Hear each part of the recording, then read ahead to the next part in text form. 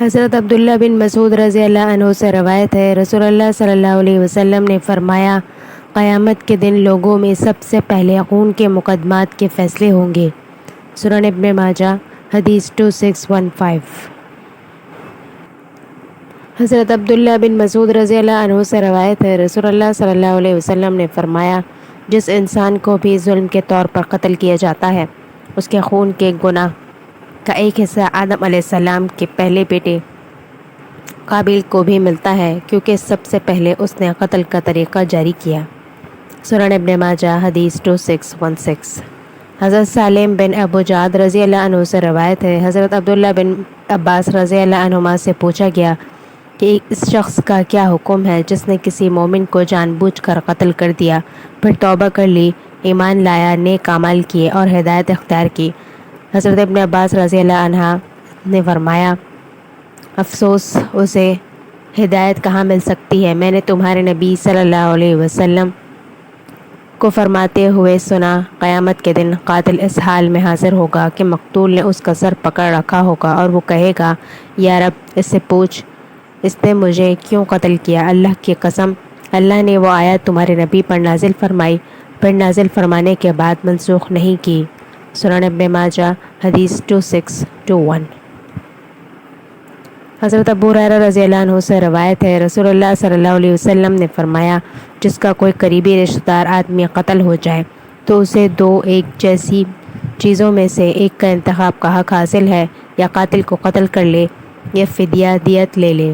سنن ابن ماجہ حدیث 2624۔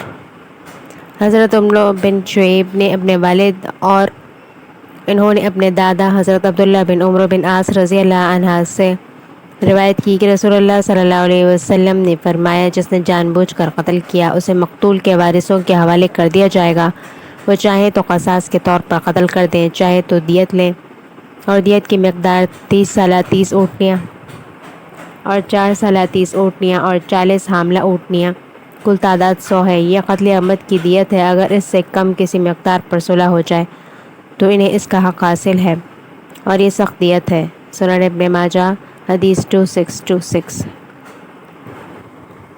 حضرت عبداللہ بن عمرو بن عاص رضی اللہ عنہما سے روایت ہے، رسول اللہ صلی اللہ علیہ وسلم نے فرمایا، جو شخص غلطی سے قتل ہو جائے، اس کی دیت 30 بنت مخاص 1 سالہ اونٹنیاں، 30 بنت لبون 2 سالہ اونٹنیاں، 30 حقے 3 سالہ اونٹنیاں اور 10 ابن لبون 10 سالہ اونٹ ہیں۔ رسول اللہ صلی اللہ علیہ وسلم شہر والوں کے لیے اس کا اندازہ 400 دینار یا اس کی ہم قیمت چاندی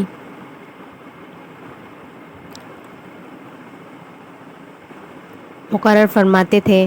نقد رقم کا یہ تعین اونٹوں کے مہنگے یا سستے ہونے کے زمانے کے مطابق ہوتا تھا۔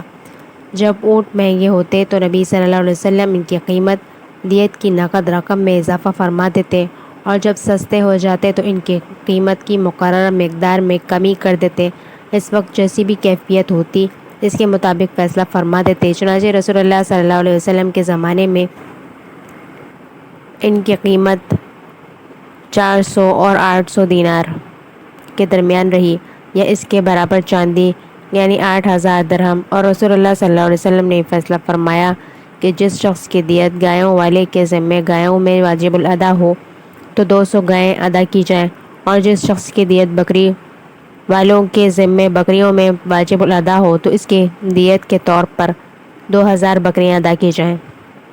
سنن ابن ماجہ حدیث 2630۔